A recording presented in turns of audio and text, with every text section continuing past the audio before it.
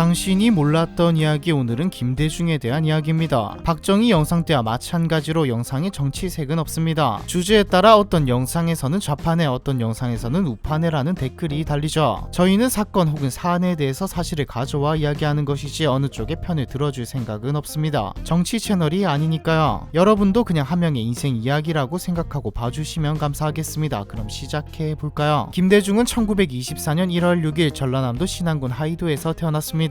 김훈식과 장수금 사이에서 3남 2녀 중 장남으로 태어났죠. 김대중 자서전에 따르면 아버지 김훈식에게는 본처가 있었고 어머니 장수금은 둘째 부인 즉 첩이었습니다. 한마디로 김대중은 원래 서자였다는 말이죠. 김대중이 태어날 때 김훈식과 본부인 사이에는 이미 자식이 여러 명 있었거든요. 김대중이 태어난 하이도는 전라남도 목포 앞바다에서 100길로 2시간 거리인 신안군 하이면에 위치해 있었습니다. 이곳에서 김대중은 12살까지 살았죠. 하이도는 원래 조선 왕가의 토지였는데 대한제국 고중의 고명딸인 덕혜옹주의 소유였습니다. 그러나 덕혜옹주가 소 다케유키와 결혼하면서 하이도의 소유권이 일본 제국으로 넘어갔고 섬 전체가 일제의 조선 착취 기관인 동양척식 주식회사의 소유가 되었죠. 하이도 주민들은 일시에 소장농으로 전락하게 되었고요. 김대중은 이때부터 정치에 대한 관심을 가지기 시작했고 비판의식도 생겨났습니다. 마을 이장이었던 아버지 김훈식이 주민들을 대표해 일본인들과 싸우는 일이 많았고 수탈이 갈수록 심해지자 이에 저항하는 소작쟁이 즉 지주에게 소작 조건 개선을 요구하며 벌이는 농민운동을 주도하기도 했거든요. 지금으로 치자면 노조장이었던 셈입니다. 김대중은 내가 태어난 이러한 토양이 민족과 같이 불의에 항거하는 힘을 주었다라고 말했죠. 김대중은 소장농 집안에서 태어났기 때문에 집안 환경이 그리 넉넉하진 않았으나 어머니 장수금의 노력으로 학업에는 지장이 없었습니다. 김대중은 어머니로부터 은연중에 옳고 그름과 선악에 대한 구별을 배웠다고 회고했죠. 학업 성적도 매우 뛰어났습니다. 자서전에 의하면 김대중은 초등학교에 입학할 나이가 되었을 때 학교 대신 서당에 다녔다고 나오죠. 그 당시 하이도에는 학교가 들어서지 않았거든요. 서당에서 초급 한학을 들으며 동몽선습과 소학 등을 배웠고 천자문을 뗐습니다. 마을 이장이었던 아버지에게는 조선총독부의 기관지였던 매일신보가 무료로 배달됐는데 김대중은 8살 때부터 꼭 신문의 이면과 정치면을 주의 깊게 읽었죠. 1935년 4월에는 현재 하이초등학교인 하이보통학교에 입학했는데 이곳에서도 성적이 뛰어났던 김대중은 반장을 도맡았습니다. 3년 뒤인 1938년 4월에는 현재의 목포 북교 초등학교에 해당하는 목포 북교 공립심상소학교로 전학했죠. 교육을 중시했던 어머니가 하이도의 집과 농토를 모두 팔면서까지 김대중을 육지인 목포로 유학시킨 겁니다. 김대중의 부모는 어부들을 상대로 여관을 운영하면서 김대중의 공부 뒷바라지에 나섰죠. 김대중은 텃세를 부리는 일본인 학생들의 집단 따돌림을 일명 이지매에 시달리며 학교를 다녔습니다. 그리고 지금의 중고등학교에 해당하는 5년제 목표 상립상업학교에 수석으로 입학했죠. 이때 평생의 중마고우도 만나게 되는데 상대가 바로 훗날 신민당 국회의원이 되는 임종기이죠. 김대중은 원래 은행에 취직하는 것이 목표였기 때문에 취직반에 들어갔는데 친구들의 권유로 대학에 진학하기 위해 진학반으로 옮기게 됩니다. 하지만 결국 대학 진학을 포기하죠. 김대중의 반일 사상이 대학을 포기하게 만들었습니다. 일본인 학생들과 갈등을 빚으면서 성적이 떨어지기도 했고 반일 장문이 문제가 되었거든요. 학비가 무료인 만주국 건국대학도 고려해봤지만 일본군에 징집될 것이 뻔했기 때문에 아예 대학 진학을 포기했죠. 그렇게 1944년 봄 학교를 졸업한 김대중은 일본인 소유의 목포 상선회사의 격리사원으로 취직했습니다. 1945년 해방 후에는 일본인이 떠난 회사의 재산관리인이 되었고 그해 11월에는 회사 대표 자리에 오르게 되죠. 셈이 빠르고 사업 수완이 좋았던 김대중의 사업은 고속 성장을 거듭했습니다. 목포에서 큰 인쇄소를 운영하던 재력가의 딸 차용애와 첫 번째 결혼도 하게 되었죠. 앞서 말했던 신문 정치면을 즐겨보던 김대중은 성인이 되어서도 정치에 관심이 많았고 해방 직후 독립운동가 여운형이 이끄는 건국준비위원회 전라남도 목포지부에 참여하여 선전부원으로도 활동했습니다. 하지만 건국준비위원회는 조선인민공화국이 수립되면서 자연스럽게 해체되었죠. 그 후 김대중은 1946년 2월에 조선신민당에 가입하는데 조선신민당은 후에 조선인민당, 조선공산당과 더불어 남조선 노동당으로 통합되게 됩니다. 그가 조선신민당에 가입한 사실은 후에 김대중은 빨갱이다라는 말의 시가 되죠. 실제로 당시 김대중은 공산주의에 관심이 있었습니다. 그래서 신민당에도 들어갔던 것인데 내부에서 소련의 조국이라고 하고 워낙 빨갱이가 많다 보니 갈등을 빚다가 나오게 되었죠. 그렇게 김대중은 좌파 쪽의 사람들과 잠시 연을 끊게 됩니다. 1947년에는 한민당 목포지부의 당무위원으로 입당하고 목포지역 지구당 상무위원으로 선출됩니다. 한민당은 한국민주당을 줄여서 부르는 말인데 보수주의 성향의 정당이죠. 박정희는 진보, 김대중은 보수정당에서 활동을 했던 것을 보면 아이러니한 일입니다. 한국 근현대사가 얼마나 복잡하고 혼란했는지도 알 수 있는 부분이죠. 이즈음 앞서 말했던 부활했던 선박 회사에서의 경험을 살려 전남 선박 목포조합장, 대항조선 사장 등을 거쳐 1948년에는 목포일보도 인수하며 주필까지 겸하는 등 청년 사업가로 그야말로 승승장구하기 시작합니다. 그러다 1950년대 초 김대중은 우익 청년단체인 대한청년단에 가입했고 6.25 전쟁이 터지기까지 부단장으로 지냈죠. 6.25 전쟁이 터지기 약 10일 전 김대중은 수송이 끝난 운임을 수령하러 서울에 상경했다가 공산군이 점령한 서울에 있게 되었습니다. 북한 쪽 군인들의 잔악무도한 행동들을 보며 공산주의에 대한 반감이 더 커지는 계기가 되었죠. 목포까지 간신히 돌아왔지만 대한청년단 소속이 문제가 되어 얼마 안가 목포를 점령한 인민군에게 붙잡히게 됩니다. 당시 김대중은 처형만을 앞두고 있었으나 인천 상륙작전으로 인민군들이 목포에서 철수하며 목숨을 건지죠. 목포에 있던 공산 당원에 의해 다시 투옥되기도 했지만 결국 탈옥하여 집으로 돌아가게 됩니다. 1952년에는 회사를 부산으로 옮겼는데 사업 확장은 크게 성공을 거두지 못했고 결국 1954년 흥국해운의 군산 출장 소장에게 회사를 인계하고 해운업에서 손을 떼죠. 그렇게 한국전쟁이 끝난 1954년 김대중은 본격적으로 정치에 들어섭니다. 김대중은 3대 국회의원 선거에서 무소속으로 목포시 국회의원 선거에 출마하죠. 결과는 낙선. 낙선 이후 김대중은 상경하여 웅변 학원을 운영하면서 정계 진출의 꿈을 키워나갔습니다. 그러던 1956년 김대중은 인생의 전환점을 맞게 되죠. 자신을 정계로 이끈 추후에 총리를 지내게 되는 장면 박사를 만납니다. 민주당에 입당하여 장면과 깊은 인연을 맺게 된 김대중은 1957년에 장면의 대부로 가톨릭 세례까지 받죠. 반면에 국회의원 선거에서는 계속 낙선했습니다. 1959년에는 부인 차영애가 지병으로 세상을 떠나는 일도 있었고요. 1960년에는 민주당 대변인으로 발탁되지만 7월에 치러진 5대 국회의원 선거에서 또다시 낙선합니다. 보통 이쯤 되면 정치를 포기할 만도 한데 김대중은 계속 도전합니다. 그러다 민주당에서 의원 한 명이 자격을 박탈당하는 일이 생기죠. 이듬해 재보궐 선거가 치러지는데 김대중은 재보궐 선거에서 드디어 의원에 당선됩니다. 하지만 이틀 뒤 5.16 군사정변이 일어나면서 국회가 해산되는 바람에 의원 선서도 해보지 못한 채 첫 임기를 마감하죠. 그 후 약 1년 뒤인 1962년 김대중은 두 번째 결혼을 하게 됩니다. 상대는 영부인으로 잘 알려져 있는 이희호 여사죠. 이희호는 한의사 집안의 딸로 부유한 환경에서 자랐고 해방 이후 서울대를 졸업한 뒤 미국 유학까지 다녀온 그 시절의 보기 드문 엘리트였습니다. 반면 이때까지 김대중은 국회의원도 아닌 고졸 출신의 정치 지망생이었고 초혼도 아닌데다 아들이 둘이나 있는 상황에서 어머니와 함께 월세방에 살고 있었죠. 그래서 처음 두 사람의 결혼은 주위의 반대에 부딪혔지만 결국 두 사람은 재혼에 성공합니다. 이후 1963년 김대중은 민주당 소속으로 목포에서 6대 국회의원에 당선되어 본격적인 의정 활동에 나섭니다. 1967년에는 시민당 창당에 참여하며 정무위원 겸 대변인을 거쳐 그의 제7대 국회의원에 당선되죠. 1970년에 치러진 신민당 내 대통령 후보 경선에서 김영삼을 40여 표 차이로 꺾고 과반의 득표를 얻어 대통령 후보자로도 지명됩니다. 그렇게 1971년 처음으로 제7대 대통령 선거에 나가 540만 표를 얻지만 634만 표를 얻은 박정희에게 패배하죠. 1973년에는 일명 김대중 납치 사건이 벌어집니다. 1972년 10월 유신이 선포되자 미국으로 망명한 김대중은 워싱턴에서 한국민주회복 통일 촉진 국민회의 줄여서 한민통을 결성하죠. 한민통 일본 지부 결성을 위해 일본에 입국했다가 8월 8일 오후 1시경 일본 도쿄 소재 그랜드 팰리스 호텔 2210호 앞 복도에서 납치를 당합니다. 김대중을 습격한 이들은 한국중앙정보부 요원 6명이었죠. 정보부 요원은 김대중을 바닷가로 데려와 공작선인 용금호에 태웠습니다. 김대중의 몸에 돌을 묶은 채 동해 바다에 수장시키려 했거든요. 하지만 일본 측인지 미국 측인지 알 수는 없지만 용금호를 방해했고 배 위에 있는 사람에게 한 통의 전화가 걸려오며 김대중은 살아남죠. 8월 13일 밤 10시경 김대중은 자택 근처의 뒷골목에서 풀려납니다. 그 후로도 김대중은 수많은 탄압을 받게 되죠. 55차례의 가택연금과 6년의 옥고 사형 선고 2차례 미국 망명 4차례의 죽을 고비를 넘깁니다. 도중에 대통령 선거에 3번이나 출마했으나 낙선했고요. 김대중은 대화합의 정치를 하겠다며 1992년 치러진 대통령 선거에 출마했으나 패배하고 김영삼이 제14대 대통령이 됩니다. 김대중은 선거 결과에 승복하여 12월 19일에 정계 은퇴 성명을 발표하죠. 하지만 정치에 대한 미련을 버리지 못한 김대중은 몇 년이 지나 정계 은퇴를 번복합니다. 김대중은 새정치국민회의를 창당하며 정계에 복귀했고 이어 1997년 자민련 총재였던 김종필과 후보 단일화를 이뤄내며 제15대 대통령 선거에서 당선되죠. 김대중이 집권을 시작한 1998년은 일명 IMF로 불리는 외환위기 사태로 전 국민이 악몽 속을 걷던 시기였습니다. 재밌는 것은 진보 쪽의 대부로 불리는 김대중 정부 때부터 한국의 신자유주의 시대가 열린 것이죠. 이유는 간단합니다. IMF가 대통령 후보였던 김대중, 이회창, 이인재 전부에게 신자유주의 방식의 강력한 구조 구조조정을 수행해야 한다는 각서를 받아놓았거든요. 어찌됐든 2001년 한국은 IMF에 빌린 195억 달러를 3년 가까이 앞당겨 전액 상환하면서 4년에 걸친 외환 위기 사태는 막을 내리게 됩니다. 그리고 아직까지도 감론 1박이 있는 이른바 햇볕 정책으로 불리는 대북 포용 정책을 시작하죠. 햇볕 정책으로 분단 이후 최초로 남북 정상회담을 이끌어내고 개성공단 설립이라는 성과를 냅니다. 노벨 평화상까지 받게 되죠. 하지만 결과적으로만 보면 현재도 북한은 천방지축으로 날뛰고 있습니다.